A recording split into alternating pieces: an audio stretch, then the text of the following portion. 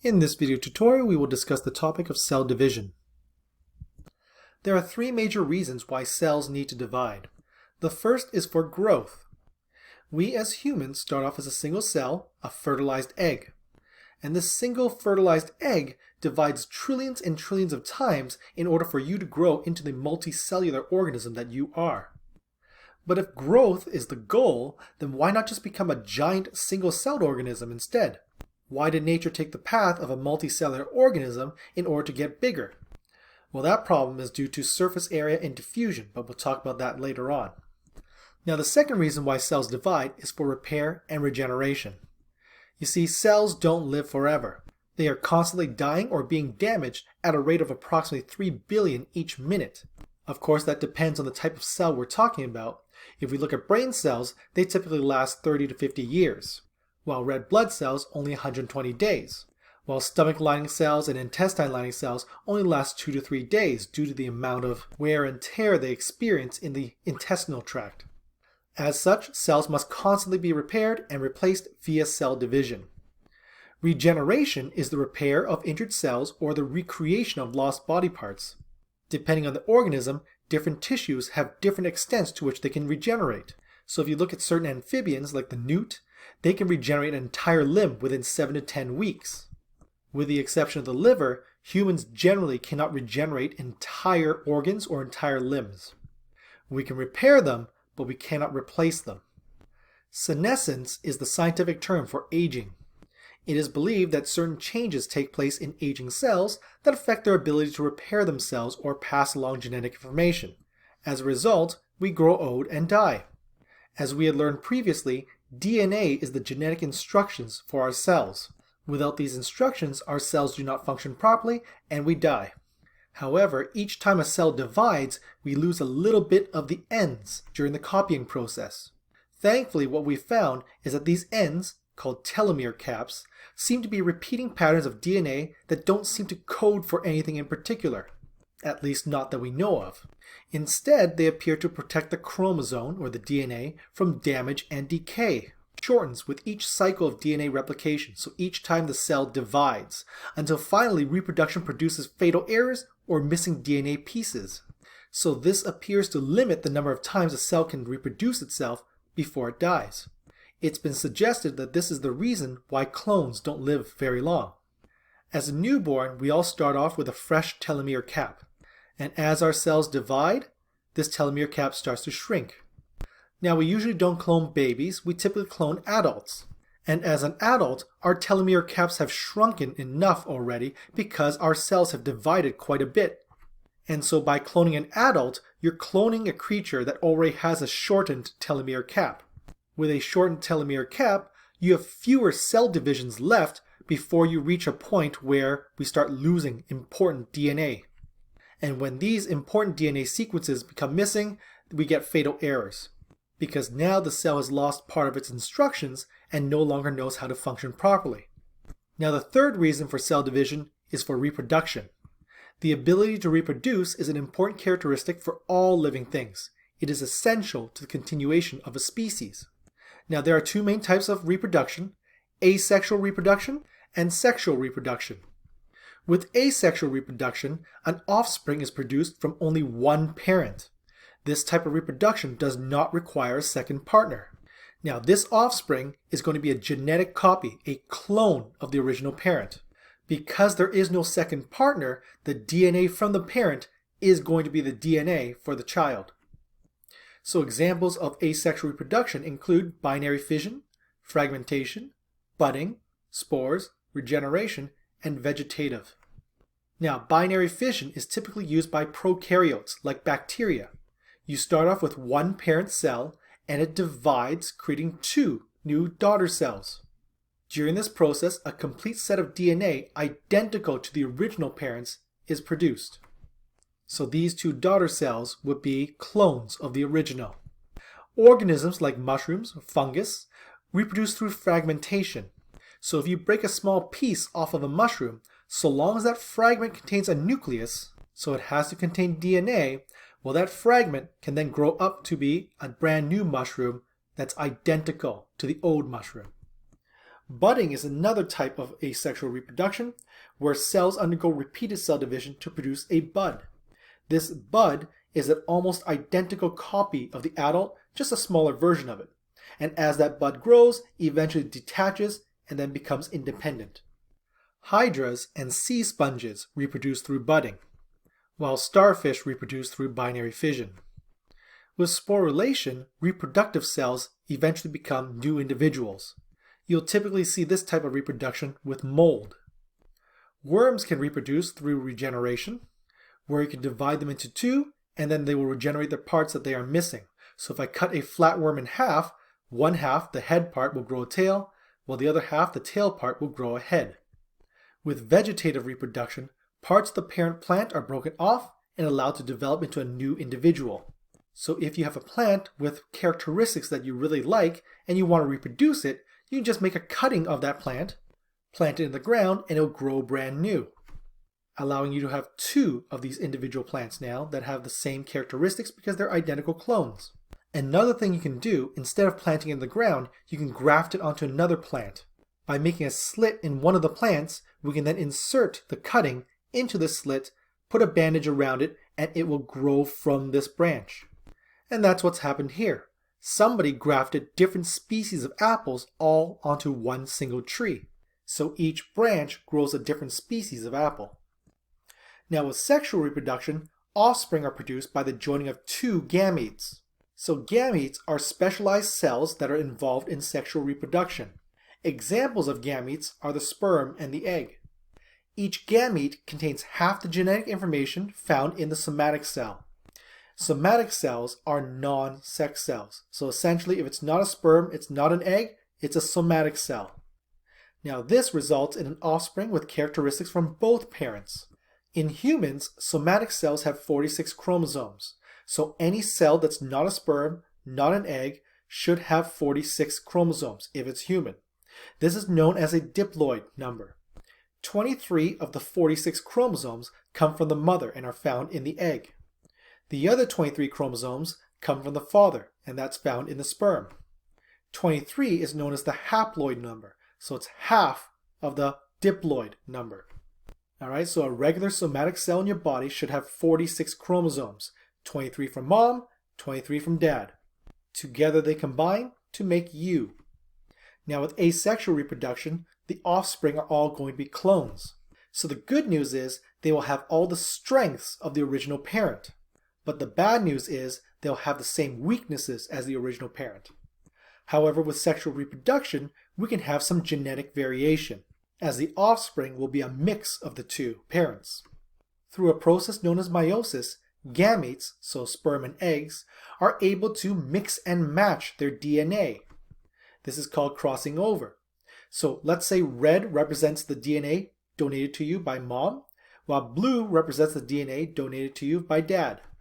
During the process of crossing over, a little bit of dad's DNA ends up on mother's DNA, while a little bit of mother's DNA ends up on dad's. This results in brand new DNA that's not quite mom, not quite dad, but a mixture of the two. And when these cells divide one more time, we now have 4 different sperm. And that's how one child may look very much like the mother, while another child may look very much like the father.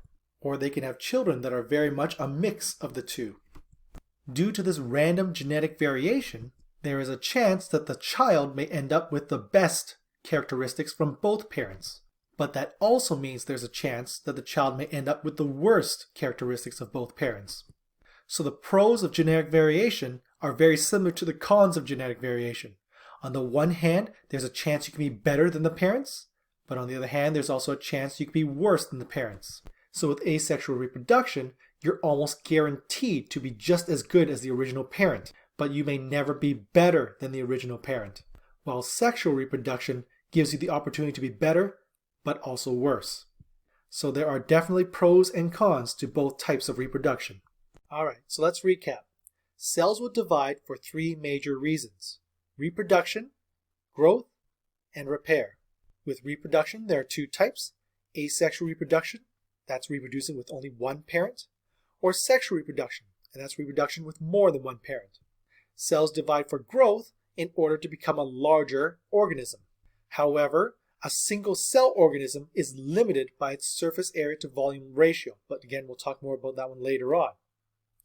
Instead of growing as a big giant cell, we can divide into a multicellular organism, an organism with multiple cells, rather than one large one. Then finally, cells divide to repair. Cells don't live forever.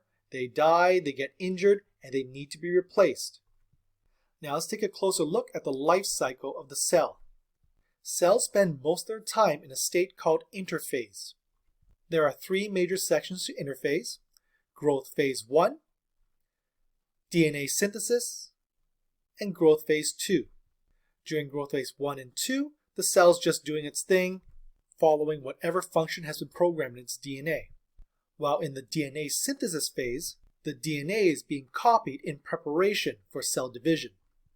And we call this process of cell division mitosis.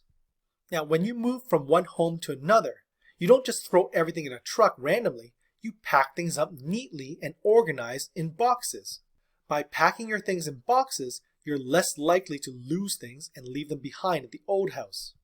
Well, same thing.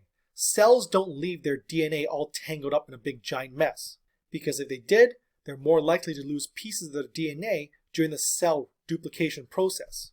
And as we know, leaving parts of your DNA behind usually ends up with a malfunctioning cell, a cell that doesn't know what to do, that no longer functions properly. So in order to avoid losing parts of the DNA, the chromatin will start to tightly coil up into something called a chromosome. Alright? So when DNA is loose and disorganized, we call it chromatin. But when the DNA gets coiled up, we call it a chromosome. Because the DNA is coiled up so tightly, it's much easier to see. So it's a lot easier to see chromosomes than it is to see chromatin. Although they are in a jumbled up mess, because the DNA is so thin, it's still hard to see, unless they are compacted and rolled up tightly into a chromosome. Before the cell is allowed to divide, we have to make sure that there's enough DNA for 2 new cells. So once the DNA is coiled up, the chromosome gets replicated and creates 2 new chromosomes. However, these 2 chromosomes are held together by something called a centromere. And as long as they're connected together, we still call them one single chromosome, even though there are 2 pieces. These 2 pieces have their own names. They're called sister chromatids. But don't worry too much about these terms. You'll learn more about them in grade 11 biology. The main thing you need to know is that there is a duplicate of the original chromosome. They are held together by a centromere, and as long as they're still stuck together, they're still considered to be one chromosome because they are attached. Now, as we mentioned before, humans have 46 chromosomes, 23 from mom, 23 from dad, blueprints for a different characteristic.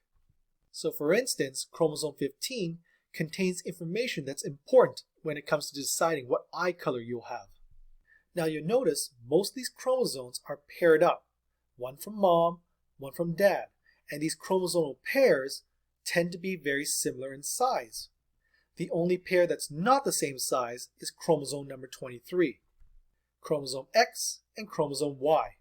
We refer to them as sex chromosomes because they determine your sex. In this case, this individual is an XY chromosome, meaning they are male genetically. But if you had 2 X chromosomes, you would genetically be female. Now with so many chromosomes, it's very important that each new cell gets the right number of chromosomes and gets the right chromosomes as well. Having one less chromosome or one more chromosome can have huge effects. Take for instance trisomy 21, also known as Down syndrome. Here on chromosome number 21, we see there's an extra chromosome. Usually they are in pairs, but over here we have an extra one. That's why it's called trisomy 21 because there's 3 of them. Prefix tri, meaning 3. This extra chromosome can lead to health issues such as an increased risk of heart disease and vision and hearing problems. So how does the cell properly divide up the chromosomes during the duplication process? Well, let's start off with interphase. Now please keep in mind interphase is not really a part of mitosis. Mitosis is the process by which the chromosomes are split up evenly amongst the new daughter cells. Interphase is not a part of mitosis. So the cell spends most of its life in interphase. This is the phase just before cell division occurs. During interphase, the cell is growing, it's carrying out its normal cellular activities. But by late interphase, it prepares for mitosis by duplicating its chromosomes. This is called replication. So here we have chromatin duplicating into chromosomes. Don't forget that this is called one chromosome, even though there's two strands, because it's still held by that centromere. They're still attached. So in this drawing, I see 4 chromosomes. But in humans, there would be 46. The first stage of mitosis is referred to as prophase. At this point, the chromosomes have coiled up tightly enough that they are now visible. Meanwhile, the centrioles have moved to opposite ends of the cell and are now called asters. Meanwhile, the nuclear membrane begins to disappear, and this will allow the chromosomes to be separated to opposite ends. The second stage of mitosis is called metaphase. Here, the double-stranded chromosomes begin to line up along the equator. At the same time, spindle fibers grow from the asters and connect themselves to the centromere of each of these chromosomes. The next stage is called anaphase, and here the double-stranded chromosomes begin to split. The asters retract the spindle fibers and pull the chromosomes to opposite ends. The final stage of mitosis is called telophase. Now that the chromosomes are on opposite ends of the cell, the spindle fibers disappear and the nuclear membrane begins to reappear around the chromosomes to protect them. During telophase, something called cytokinesis occurs. This is where the cytoplasm is split in half. We say that the cell is pinching off, and in the process it produces 2 new daughter cells. Now each new daughter cell is identical to the original with the right number of chromosomes for each. Now in plant cells, there's one additional step where a cell plate begins to form between them, and eventually the cell plate turns into a cell wall. To help you memorize the different stages of mitosis, you may wish to use this acronym. Important people must always think clearly. But remember, only prophase, metaphase, anaphase, and telophase are part of mitosis. Interphase and cytokinesis are not directly involved in the division of nuclear material. They're not involved in the splitting of the chromosomes, so they're not part of mitosis. To help you understand mitosis, my students from 2007 will reenact the whole thing for you. So here we have a somatic cell that's about to undergo cell division. Let's pretend these chromosomes are from mom and these chromosomes are from dad. After the cell is finished dividing, I need 2 new daughter cells, each with 4 chromosomes. So we'll start off with the interphase. The cell is just doing its thing. We haven't started the cell division process yet. But towards late interphase, the chromosomes duplicate, and now I have 2 strands of each type. But because each strand is connected by a centromere, we still consider this to be 1 chromosome, 1 chromosome, 1 chromosome, 1 chromosome. So back here, 4 chromosomes, while over here, it's still considered to be 4 chromosomes. Alright, so let's start mitosis. During prophase, the chromatin have really coiled up, and now they're visible as chromosomes. The nuclear membrane has begun to disappear, and I have my 2 asters, each with their spindle fibers, getting ready to move to opposite ends of the cell. The next stage is metaphase. Now my chromosomes have all lined up along the equator, the center of the cell. Meanwhile, spindle fibers from the asters are now connected to each of these chromosomes. We now move on to anaphase, where the spindle fibers begin to contract, pulling the chromosomes to their opposite ends. We are now at telophase. We have 2 separate nuclei with 4 chromosomes here and 4 chromosomes there. The nuclear membrane starts to reappear around each grouping of chromosomes, and the spindle fibers start to disappear. At this point, cytokinesis occurs, and the cell begins to pinch off the membrane, and now we have 2 new daughter cells, each with 4 chromosomes, 1, 2, 3, 4, 1, 2, 3, 4, and each cell is identical to the original. Alright, and that's mitosis. Now before a cell divides, it has to make sure that everything's okay. You don't want to make copies of a damaged or malfunctioning cell. So throughout the life cycle of the cell, there are checkpoints where specialized proteins monitor the cell's activities and its surroundings. These proteins communicate with the nucleus and help it to decide whether or not to divide phase if any of the following conditions arise. Signals from the surrounding cells tell the cell not to divide, so for instance if the cells are too crowded together, or if there are not enough nutrients to provide for cell growth. I mean, why create more new cells if you can't feed them? Cell division also stops if the DNA with the nucleus has not been replicated. Each new cell needs to have the right number of DNA, so you have to duplicate them in order to have twice as many. And finally, the cell will not replicate if the DNA is damaged. Now, if the DNA damage is detected early enough, the cell may be able to repair it. But if the DNA is beyond repair, the cell is normally destroyed in order to keep the organism as a whole healthy. So these cells, if they cannot be repaired, would rather sacrifice themselves so that the rest of the organism can continue to survive. Now, as we mentioned earlier, the cell cycle regulates how long a cell lives. Sometimes a cell will die due to irreparable damage or injury. This is known as cell necrosis, or an unnatural death. So let's say you scrape your knee. That was not on purpose, I hope. But regardless, a lot of cells died when you scraped that knee. But a cell also dies as a normal part of the functioning of healthy multicellular organisms. Regulated or controlled cell death is also known as apoptosis. This is the death of cells that are no longer useful. As an example, if you get sick, your immune system creates a lot of white blood cells to help fight the infection. But once the infection is gone and you're feeling a lot better, you don't need so many white blood cells anymore. It takes a lot of resources and nutrients to keep those blood cells alive. In those cases, the extra white blood cells are retired through apoptosis.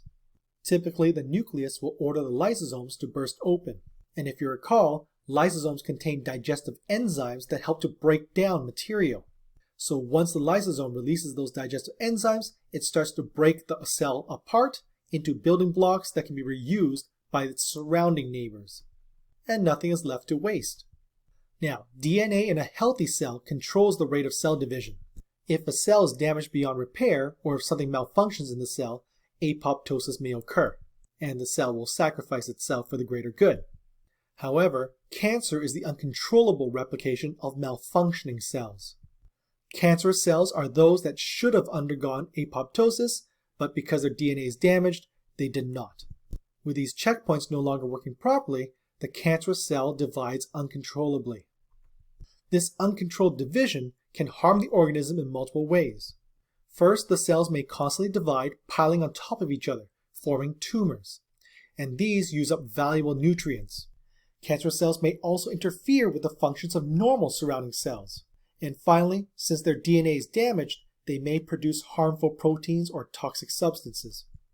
Now, what I would like you to do at this point is read pages 48 to 49 in your textbook, and I would like you to define these terms.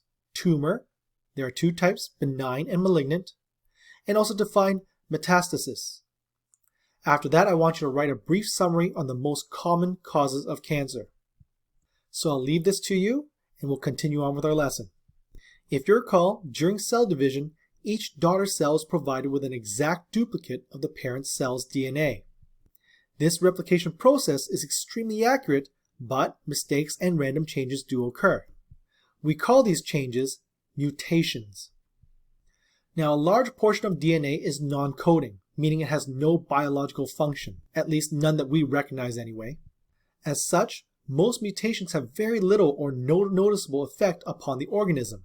However, if by chance a mutation happens to occur in a region that codes for cell cycle control, the cell may become cancerous because now the instructions are messed up. The cell no longer has instructions on how to stop dividing. Now, carcinogens are environmental factors that can mutate DNA. Common carcinogens include high-energy radiation, toxic chemicals, and certain viruses. Now, there's something called the Twohit Hypothesis, and this theory is used to explain why some cancers are hereditary. So, for instance, if you have a relative that has a certain type of cancer, your chances of developing that cancer are increased. So, if you recall, chromosomes usually come in pairs. Usually, these chromosomal pairs can back each other up. So if one chromosome strand gets damaged, the other strand can help to cover up the error. While males have an X and Y chromosome, females have an X and an X chromosome. Now let's say this mother has an error on one of her X chromosomes, and this error causes cancer.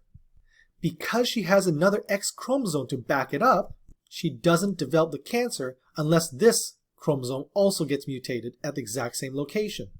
Now, if this couple have kids, one chromosome will come from dad and the other chromosome will come from mom, with these being the different possibilities. Now, in this case, the son gets the Y chromosome from dad. Because the male is the only one that has the Y chromosome, it's the male that determines whether the child will be female or male. The female can only donate X chromosomes, so it has no choice, but the male can choose between X or Y in order to have a son or a daughter. So while this son gets the clean Y chromosome and the clean X chromosome, this son gets the clean Y chromosome from dad, but the mutated X chromosome from mom. Because he doesn't have another X chromosome to help cover up this mistake, he is now likely to develop the cancer. His sister, on the other hand, also has the mutated chromosome, but has a normal one from dad to help back it up. So she would need to have a second mutation in order for her to get the cancer. Meanwhile, these two other siblings have healthy chromosomes and would need to mutate them both before they get that cancer. And that's why some people can smoke all their lives and never get lung cancer, while other people who never smoke get lung cancer. So this Twohit hypothesis states that these two would need to be hit twice with a carcinogen in order to get the cancer, while this one would have to be hit once, but this one was born with it. Now, I find this all very interesting, so if you ever want to learn more, take grade 11 biology. But let's continue on. As we age, the likelihood of developing cancer increases. As you get older, you're going to be exposed to more and more and more carcinogens, and it's just a matter of time before you get hit twice. As such, it is important that we check for cancers even if there are no symptoms. Though it does not prevent cancer, early detection greatly increases the treatment success rate. So what I would like you to do now is read pages 50 and 51 in your textbook and write a brief summary on the various screening methods as well as how you can reduce your risk of developing cancer. And while you're at it, I would also like you to take a look at the different imaging techniques that we use. That includes endoscopy, X-rays, ultrasound, CT scanning, MRI. These are all found on pages 52 to 53. Just write a brief summary of how each technique works. Now, currently we have 3 methods to treat cancer. The first is surgery, where you are physically removing the cancerous tissue. However, this is only preferred if the tumor is easily accessible and well defined. So if the tumor is in the center of your brain, surgery might not be the way to go. Another method to treat cancer is with chemotherapy. This uses toxic chemicals to slow or stop cancerous cell division while killing the cell. Unfortunately, toxic chemicals that kill cancerous cells can also kill healthy cells. As such, the side effects may include hair loss, nausea, and fatigue. However, chemotherapy is rarely used by itself. We typically use it with surgery because the drugs can reach almost all tumors, even those that are too small to cut out. Now, the last treatment method is with radiation. We have found that cancer cells are easily damaged by radiation because they are constantly dividing. During this process, the cancerous daughter cells are damaged by the radiation to the point where they can no longer divide. Radiation is directed at the tumor using a focused beam or by surgically implanting a radioactive source within the tumor.